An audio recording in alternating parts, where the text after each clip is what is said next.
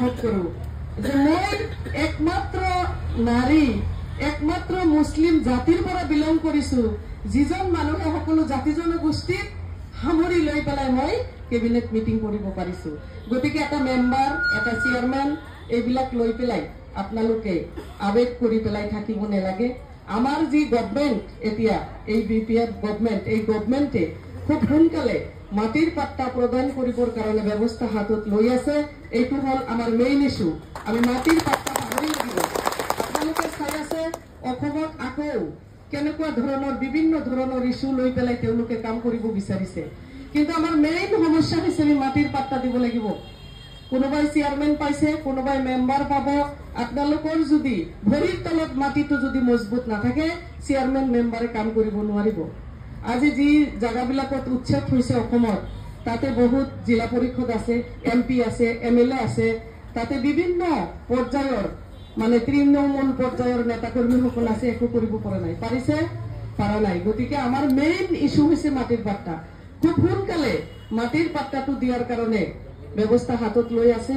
আৰু সকলো জাতি জনগোষ্ঠীৰ মানুহৰ যাৰ যি ইছ্যু আছে, মন্দিৰ হওক, মছজিদ হওক, নামঘৰ হওক, সত্ৰ হওক ইত্যাদি যিমান ধৰ্মীয় অনুষ্ঠান আছে, আমাৰ বাথৌ, আমাৰ ব্ৰহ্ম ধৰ্মৰ, আমাৰ বিভিন্ন মানে এই কামবিলাক সুচাৰুৰূপে কৰিবৰ কাৰণে আগবাঢ়িছে। আৰু যিটো এটা ডিপাৰ্টমেণ্ট মোক দিছে, সেই ডিপাৰ্টমেণ্টখনক লৈ খুব ভাল এটা মেছেজ, মই খুলি নকলো, ভাল এটা মেছেজ আপোনালোকৰ কাৰণে মই বহন কৰি আনিব পাৰিছো, যিটো নেকি আমাৰ বিপিএফ প্ৰধান, আমাৰ BTC চিফ মাননীয় হাগ্ৰামা মহিলাৰী ছাৰেও মোক ইয়াতে সহায় কৰিছে।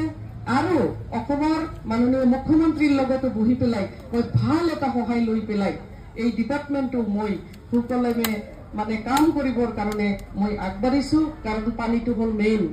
গতিকে আমি পানী পাইছো, আমাৰ ইয়াতে টিউবৱেলটো 26 ফুট 28 ফুট কিবা কৰিলে আমি পানী পাওঁ, কিন্তু উত্তৰ অঞ্চল যিবিলাক আছে একদম ভূটান বৰ্ডাৰ এৰিয়াবিলাকত পানী নাই, মানুহৰ অৱস্থা বেয়া। গতিকে এই গভৰ্ণমেণ্টটো, আমাৰ বিপিএফ গভৰ্ণমেণ্টটো খুব ধুনীয়াকে এই গভৰ্ণমেণ্টটোৱে বহুত কাম ৰাইজৰ কাৰণে কৰিবৰ কাৰণে আগবাঢ়িছে।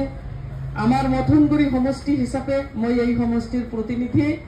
এই সমষ্টি হিচাপে এই সমষ্টিত যিমান স্কুল কলেজ আছে, যিমান ৰাস্তা ঘাট আছে, যিমান দুখীয়া দৰিদ্ৰ মানুহ আছে, যিমান যি সমপৰ্যায়ৰ যি পৰ্যায়ৰ যি মানুহ আছে, প্ৰতিজন মানুহে 5টা বছৰত কিবা নহয় কিবা এটা মোৰ পৰা পাব। আপোনালোকে এইটো আত্মবিশ্বাস ৰাখিব।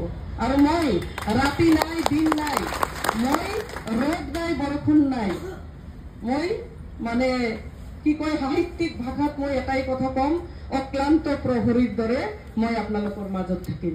গতিকে আপোনালোকে আজি আমাৰ প্ৰেচিডেণ্ট মহাশয় আছে, আমাৰ জিলা কমিটিৰ ভাইচ প্ৰেচিডেণ্ট আছে, আমাৰ ব্লকৰ ভাইচ প্ৰেচিডেণ্টসকল আছে। আপোনালোকে আপোনালোকৰ দায়িত্ব লৈ পেলাই তাৰপিছত এটা ছেটিঙত আহক।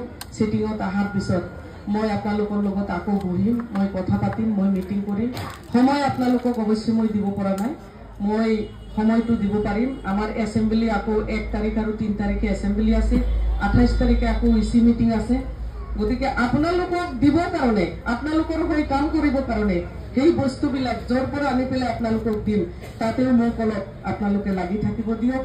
সেইকাৰণে মই আমাৰ প্ৰেচিডেণ্ট মহাশয়কো কৈছো, আমাৰ জিলা কমিটিৰ ভাইচ প্ৰেচিডেণ্ট আৰু আমাৰ যিমান নেতাকৰ্মী আছে তেওঁলোককো মই কৈছো, আপোনালোকে অকণমান দায়িত্ব লৈ